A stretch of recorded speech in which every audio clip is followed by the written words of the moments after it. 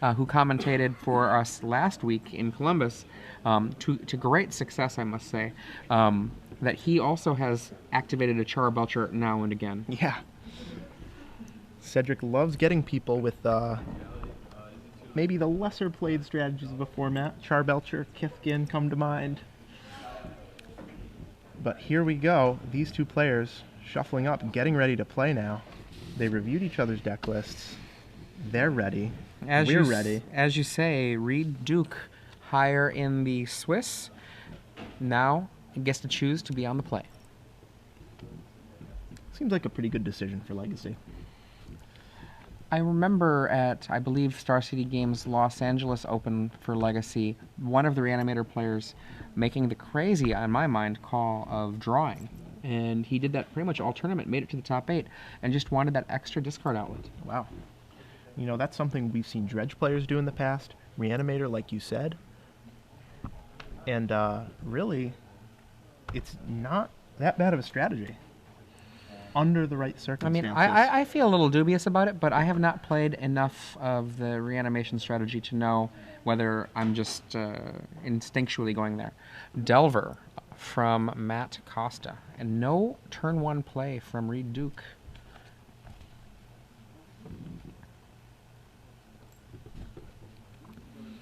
Reid Duke on his turn 2 right now. Trying to figure out which land drop to make here. And the reason you'll hear us being a little quieter was just like last night, just like this morning, the hall has mostly cleared out right now. And if we talk too loudly, the players can hear us, and that's not good. We don't want to be spoiling Reid Duke's hand right now. Right. He wouldn't like that much. A underground C from Reid Duke. And we see, there's the Entomb. So this is during his main phase, wants to play around as many counters as he possibly can from Matt Costa. Specifically Spell Pierce. Matt Costa's Rug Delver deck here is one of the Stifilus Rug Delver decks, which I think has become the more prominent strain of this deck recently. Force of Will from Matt Costa, discarding a second Delver of Secrets. Yep, Matt Costa drops to 19 there. We might see a Daze here from Reid Duke. Oh, Reid Duke would love to have a Daze. Well, Force of Will is not as good, but still good. Yep. I'm not sure what he's discarding. Nope, Reid Duke knows he has to fight over this Entomb. Has to get his Gristlebrand in the graveyard. Or, you know, in the case of this matchup, it might just be a Sphinx of Steelwind. Protection from red, protection from green. Lifelink, First Strike, Vigilance. Nope. Gristlebrand. Gristlebrand is practically untouchable by Rug Delver. Right. The only reason he might not want to get Gristlebrand is if he can't reanimate it right away, because reanimate will cost him 8 life, and that Delver can take chunks combined with a Lightning Bolt or 2, could just end the game. But Reid feels pretty safe right now. He gets the Gristlebrand. I can see a small smattering of Twitter talk going on, tweets galore about the young players Reid and Costa. People like, for example, Pat Cox, who has gotten a ton of Star City Games Open Series success, saying, no idea who to root for here. Right. Reanimate now. Wow, resolves. Gristlebrand. So Reid Duke on the play, hugely important. We see Costa there, Spell Pierce in hand.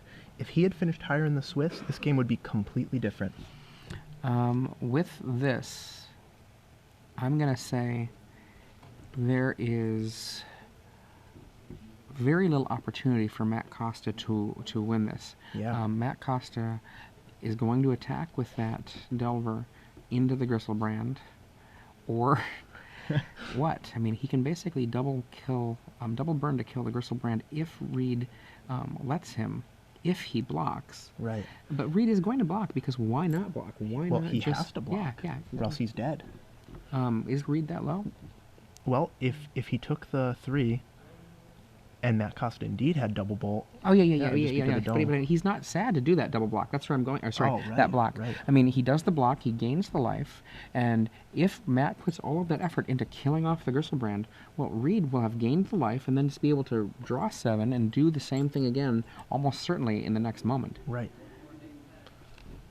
And just the pass. That's it. There's nothing that Matt can do to come back in this game. Right. Costa did ponder. He saw 2 burn spells, so now his hand Lightning Bolt with a Forked Bolt on top. All this shouldn't matter too much, though, because Reid Duke goes up to a healthy 16. Well, apparently we have spectators all around the world. Nadja Antonova, former Madison resident, now back in Russia. She's watching this match, about to play Delver herself. I imagine that might be a call for her to say that she also is a Delver fan and perhaps a Costa fan. I don't know. If you had to pick Reid Duke or Matt Costa, Oh, I couldn't do it. it's a hard call. Pat Cox couldn't do it. You can't do it. Yep. I think that. I wonder if Jerry T has a favorite. Jerry T, you out there? Let us know. So Reid Duke, casting Careful Study here, trying to find yet more protection. Discarding Angel of Despair, and now he's casting an Exhume. Insult to Injury, but that'll get dazed. Will it? Maybe. And Reid's like, I guess that's fine. Yeah. Reid will not be paying any life here. He cannot afford to go down to less than 3. Now, really unfortunate for Matt Costa that he didn't hit another land off that ponder, because if he did, Reid Duke would be close to dead. Reid at 6. Matt could bolt him to 3. Right. And then Reid just undoes it all with one single attack. Yep. And there it is, the attack. Matt Costa 5, Reid Duke 13. Practically reversing their life totals. Yep. 2 more mana, another Exhume. Oh boy. And we'll see what Matt Costa can do about this Thought Scour. himself. No, Forked Bolt, Lightning Bolt. Trying to hit a creature, trying to hit a chump blocker, trying to hit anything. It works. Angel of Despair Angel. kills the Volcanic, and now Matt Costa is dead. He scoops him off. There they go. Now, Reid Duke up 1-0. Yeah, he's 1 game away from becoming the champion of Star City Open Worcester. That's right. And if you're just joining us, I'm Zach Hall, here with Adrian Sullivan. Hello. And we have been watching some awesome Magic That's all absolutely weekend right. here in Massachusetts, up in the Northeast, where, you know, I might be a little biased. I'm from here, but I think the quality of play in this region is among the highest in the world. Well, I mean, there's a huge legacy for great play in this area. Yep. Your Move Games is one of the reasons that that's the case, but not so far away is New York City. Right. New York City with neutral ground is one of those Exactly. other areas that is a bastion of excellent play. Yep, But, I'm sure you've heard of TJ Collectibles too. Huge store in the area. Absolutely. And I mean, this whole area is so dense with people Yeah. that it's just hard not to have a lot of talent show up throughout, you know, the eras of Magic. We Yeah. can see that from the beginning all the way through till now. And so, besides this first game where we have Reid Duke up 1-0 over Matt Costa, one of you out there can win. Yeah. Now, what the prize is that we're going to be giving away is the Gen Con badge. This is 4 days of Gen Con badge-age. I can't speak right now. Gen Con baggage. I can't speak. It's been a long weekend. We've It been has, working here it has. since 8 a.m. local, so we've been here 14 hours today. Pretty tired. I know you're pretty tired. The players on the other side of the room, they're probably even more Yeah. tired. Matt Costa has played the most rounds of Magic today. Almost possible to be played this weekend. He's 1 match short. Yeah, that's right. So the question that I'm going to ask for those of you who are interested in getting the Star City Games premium prize of the 4-day Gen Con badge, please only enter into this if you Right. can actually go to Gen Con. If you can't go to Gen Con, don't take the badge away from someone else. Only enter if you can go to Gen Con. Exactly. So here is the question. Ooh, I'm excited. What, and this might be a hard one, if you've been watching all weekend, you probably know. What American player playing in this weekend made level 50 mage today? Ooh, okay, Level 50 that is a hard one. Planeswalker.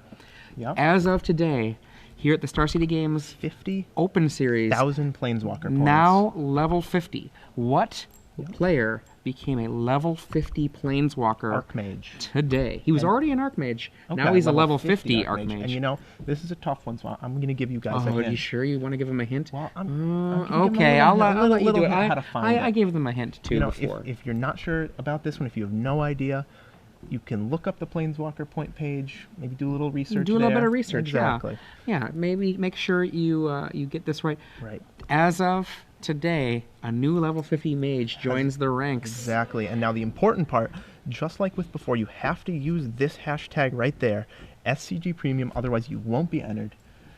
Make sure you say that player's name, and one player who gets the correct answer will be chosen at random for this 4-day Gen Con badge. I mean, I couldn't be happier. I remember this player playing a deck of mine a long time ago, messing up in the finals of a PTQ, not quite making it to the Pro Tour at the time, and now he's a level 50 Planeswalker. Wow. So now, Reid, Duke, Matt Costa having a joke there. They're both friends. They're happy to be here. Jerry Thompson weighing in. He says he loves them both, but he's rooting for Reid Duke.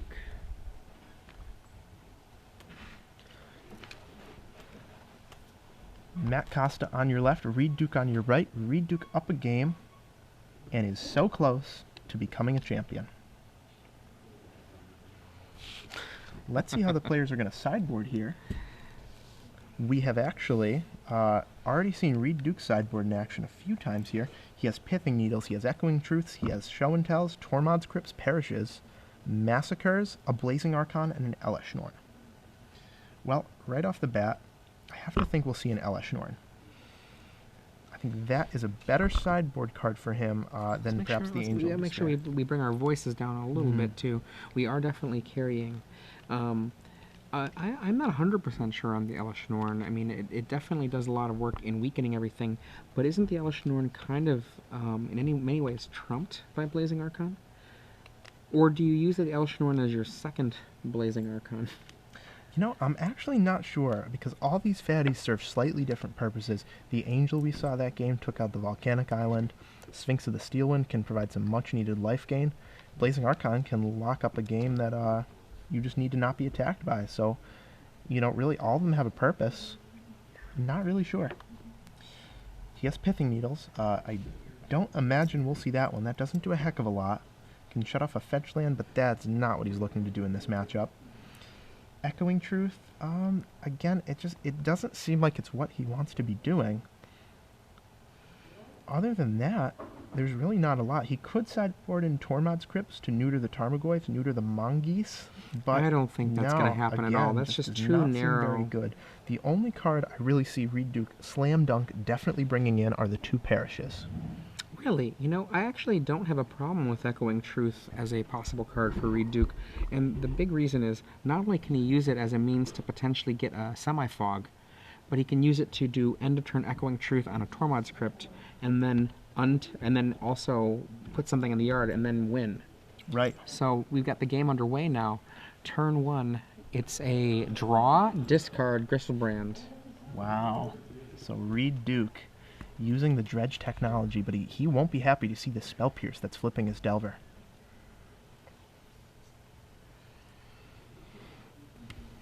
So Matt Costa, exactly the opening he wanted. Turn 1, Wild Nakatl with flying. Insectile Aberration, and as Matt Costa has done so many times in the past, he's putting on the pressure from turn 2 onward. Well, now he's in a classic aggro control role. Here's his clock, here's his counters. Yep, and now it's just a question of whether Reid Duke can combo out in time. Here we go, we have a Delta, dropping Reid Duke to 19.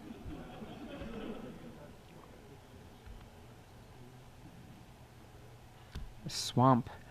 In previous matches this tournament, we've seen Reid Duke get his dual lands, and he's getting those lands in those other matches because there's no fear. There's no fear for Wasteland. But Matt Costa has Wasteland, so he has to be a little bit more careful. Right. Thoughtseize to try to clear the way. And we'll see what Costa does about this. At the very least, it'll meet a Spell Pierce.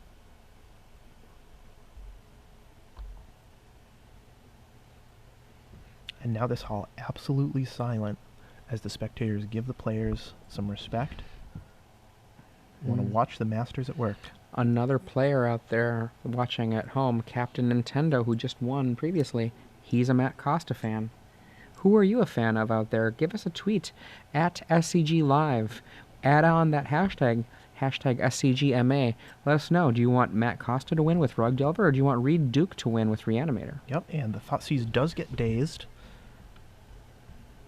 Ooh, Tormod's Crypt from Matthew Costa.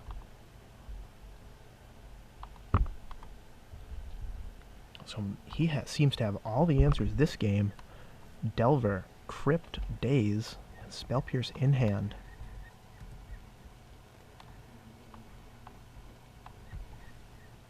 Reid Duke already at 13. That is difficult to handle 5 cards in play from Matt Costa. Yeah. And now the Nimble Mongoose joins Costa's side of the board. He has 4 cards in his graveyard, can put a 5th one there on command with that Tormod's Crypt. Going to be really tough for Reid Duke as he's 2 to 3 swings away from death. Reanimate. Yeah, and you know, this will bring him down to 5. So if Matt Costa has 2 burn spells, he'll be in very good shape here. Alternatively, if he doesn't, he'll be able to use the Crypt.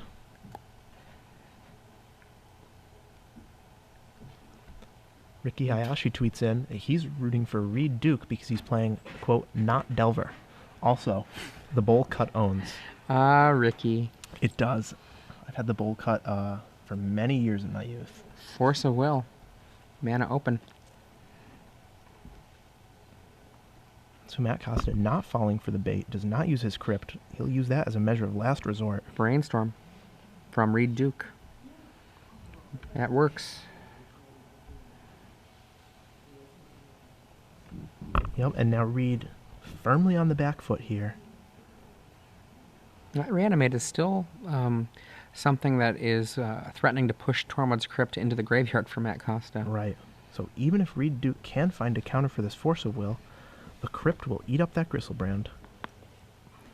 And Reid Duke will be in the same position he was before, except at 6 less life and without a reanimation target in the graveyard.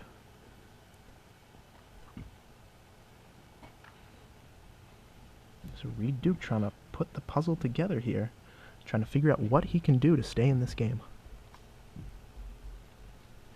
If you're just joining us at home, I'm Adrian Sullivan, and I'm joined in the booth by Zach Hall. We're watching Game 2 of the semifinals. The Force of Will that Reid Duke is pushing here is fighting over a Reanimate that ultimately can be stopped by a Tormod's Crypt, but he needs to get that Tormod's Crypt off of the board. And there's the Crypt. Matt Costa now with 6 in the yard, 1 away from threshold.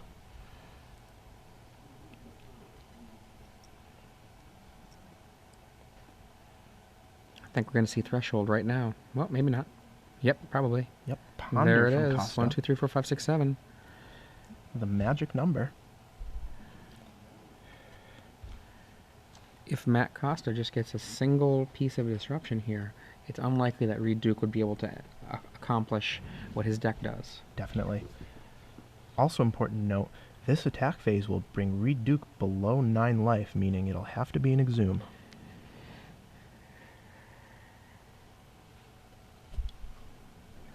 Costa looking to force a Game 3. It seems very likely to me that we're going to go to one. Yep, Reid Duke will have to pull off a very specific string of cards to stay in this one.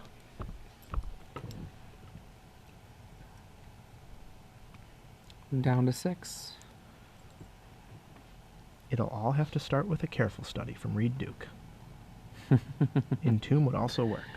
And let's see if if both Reid has it and Matt has nothing after that Ponder.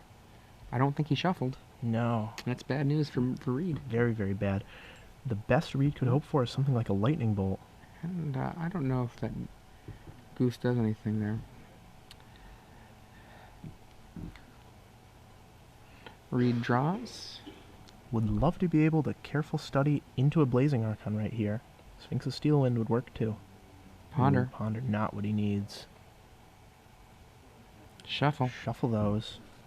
At this point, I'm not sure what else he has.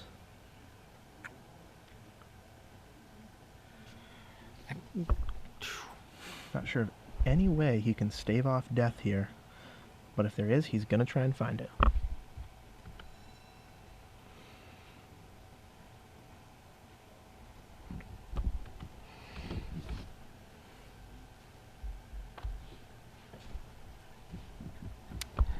Reid, waiting for this shuffle, for the random card, scoops it up. Yep. So Matt Costa holds serve, takes game 2. And we saw exactly here how Rug Delver plays out. Just classic aggro control style.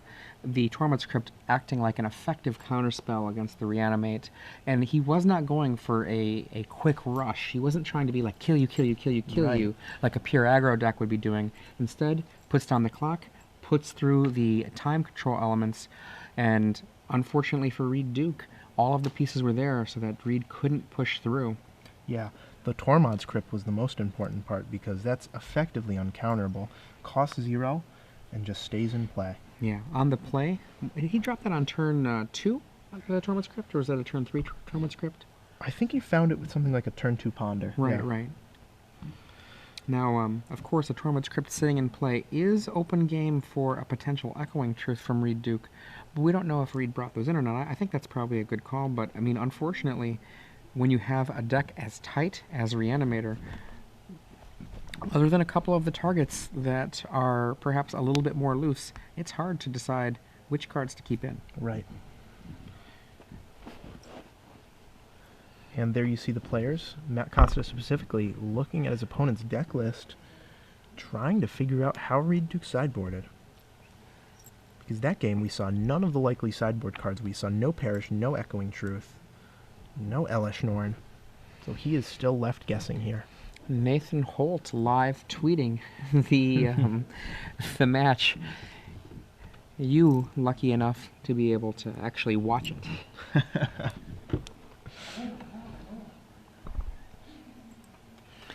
Okay, so with look Reid at Duke on the play. Who do you think the game favors here? Well, I mean, it's clearly a huge advantage to be on the play here. Both these players, you know, I would be completely unsurprised if they have chosen to split and they're just playing for the glory here. Both smiling, both jovial with each other and with the little remaining crowd of their friends that are around. Our intrepid reporter Glenn Jones sitting on the sidelines, computer handy, trying to get all of the details down, so that we can have this for posterity in the text coverage. Remember, you can always check out that text coverage on the SCG website. So don't forget about that text coverage where we have interviews, Right. we have deck techs, Other matches. other matches, absolutely.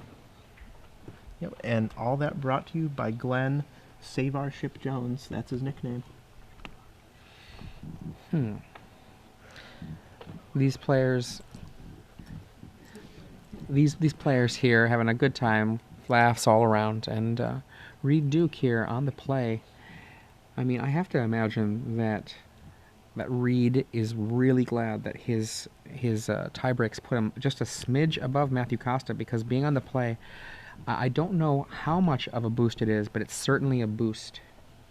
Yeah, definitely. The ability to threaten that turn 2 reanimation spell is just huge. It means Yeah. Costa can never safely tap out, not even turn 1. Yeah, absolutely. And the other thing is that Reid can absolutely drop a turn 1 Entomb with no fear of Daze or Spell Pierce from Matt Costa. Right. Now, I would expect Matt Costa to more aggressively mulligan this game, to go looking specifically for one of those 3 Tormod scripts, because he has to have some very low mana Yeah. plays. And the other thing that Matt Costa is fortunate enough to have in this matchup is, by the nature of how his deck works, he'll often win a game with a couple of cards left in his hand. You know, Force of Will notwithstanding as a means that sucks down his hand, he can mulligan down and, you know, with the power of a Delver and a Tarmogoyf, be able to get a really strong beatdown in from very few cards. So. Right, exactly. All he needs is 1 creature. Yeah. Now, obviously, the creature he does not want to have is he does not want to have a turn 1 Nimble Mongoose as his creature. That card is not likely to put any pressure on for any length of time, but, you know, it will eventually. You know, Right. turn 3, turn 4 start doing that. Yep, the players very friendly, wishing each other good luck before this last game. Now, do you think Matt sided any Tarmogoyfs out here? It's certainly a slow card in the matchup. You have to have some kind of creatures doing some beatdown. Right. You know, like... Especially on the draw, though, it's tough. Tough to ever tap out for a Tarmogoyf. I mean, if you just take out your creatures, you start becoming a control deck practically, and Right. you know, that's just not where you want to be. Yeah, the later the game goes, the worse cards like Spell Pierce and Daze get.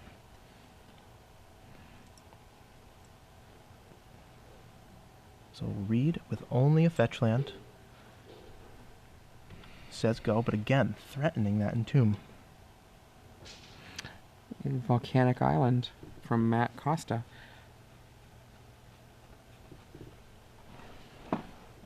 Now, this is the conundrum for him. What does he do? Does he play his Delver? Does he hold up counter magic?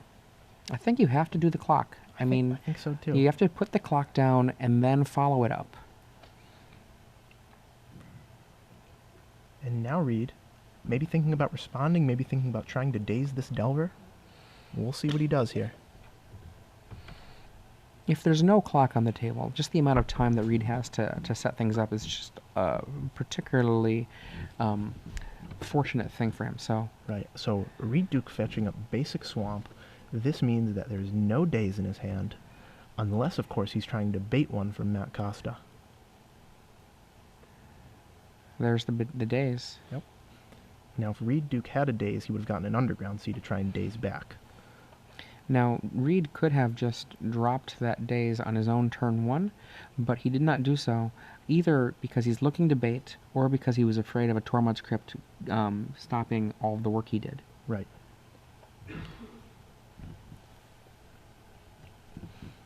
Matt Costa will shuffle that up. Reid Duke now has a turn where Matt Costa, the only counterspell available to him is Force of Will.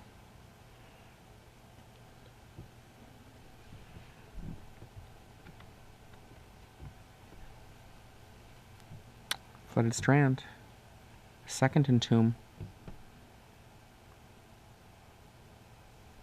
Now, wouldn't this be an amazing play if Reid Duke actually had daze in his hand? Purposely fetches up the Gristle. Swamp. Makes Matt Costa think he doesn't have it. That's certainly a play Reid's capable of. Oh, absolutely. Gristlebrand. Is Gristlebrand going to be the second coming of Necropotence? Ooh. So Matt Look Costa at this. blind flips Delver, turn 2, for the second time in a row. I can see why he had such a good winning percentage with it. I feel like they were joking with each other about this earlier, too, when we were outside. That's right, that's right. Dave Shields was telling Matt Costa, in our match, you never didn't flip turn 1 Delver. That's right. Delver in for 3. Reid Duke at 16.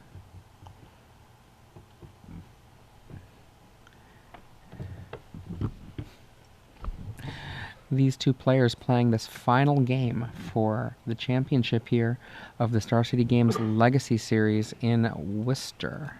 That's right. This is the last game. All comes down to this. Reid Duke was on the play, and in my opinion, he had a bit of a matchup advantage. But after board, that might not be true. Basic Island. That's a Ice Age island there. Kind of a classic one. Yeah. You know, Reid Duke might be a new player, but he has some old lands.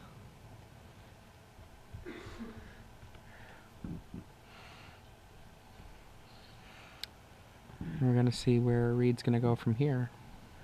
Yep. One of the real strengths of Rug Delver is the amount of resistance it can put up against more complex decks with so few mana. With Force of Will, Daze, Spell Pierce. That's right. Here we're going to see potentially a huge fight. Potentially. Matt Spell Costa, Pierce. Spell Pierces. Daze. And we're having a stack created out there in the center by Reid. Oh, yeah. Daze resolves. Exhume resolves. Oh, Wow. So boy. Matt Costa caught without a Force of Will. This time around, Matt Costa has...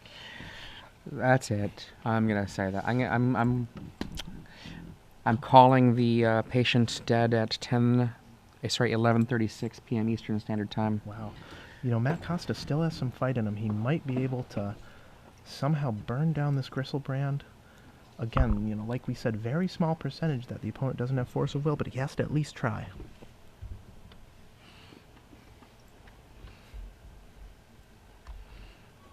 Gristlebrand swings in. Matt Costa goes to 13. Reid Duke up to 23. And then we see the 7 cards show up.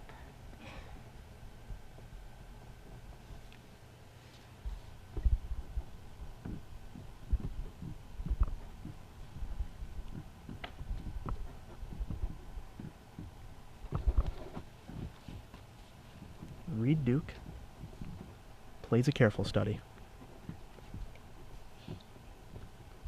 Again, just manipulating the deck a little more. Trying to make sure that he doesn't lose to any sort of triple bolt shenanigan. Triple bolt on 1 red. Yeah, unlikely, but it's to make sure this one's locked up. Unless Reid Duke can somehow get a forest into play, and Matthew Costa can somehow find a submerge in his deck, I don't see Reid Duke losing it from here. Yeah, Matt Costa will also have to donate a tropical island to Reid to cast the submerge. Just not looking good. Matt Costa thought scours himself, looking for an answer. Funny things on the Twitterverse. Nathan Holt of Walk the Plains talking about his love for Ice Age lands, and Jerry Thompson already cheering for Reid Duke. Runs the gamut from relevant to not. I don't know. I think that Jerry's cheering has some relevance. Oh, exactly. So Matt Costa casting Ponder, desperately looking for an answer. He's shaking his head, though. He knows that this one's all but over. Matt Costa, just a bridesmaid in this tournament, made top 4 earlier today. Finals here. The win is eluding him, though. He is going to have to settle for a mere $1,800 this weekend. Yeah. You know, I seem to recall there was a time where that would rival a Grand Prix win. Yeah. What was a Grand Prix win worth back then? 23? 21? 22, like I that? want to think. Yeah. It's been a while. Now an independent tournament series are worth more money than a Grand Prix used to. Crazy. Here is a Nimble Goose.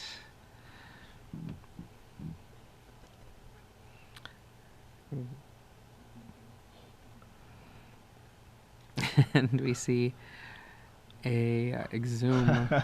Taking no chances is Reid Duke. So many cards available to read. We see the Force of Will. Matt Costa, that will not be good enough, because here is another Force from Reid. Force right back. Elesh Norn Oh, going look to at come this. into play. Red Elemental Blast. And Matthew knows that that's it. That's the game. Reid Duke is your champion, winner of Star City Games Open in Worcester. Congratulations, Reid. Congratulations, Reid. You know, we've seen him on camera something like 4 times today.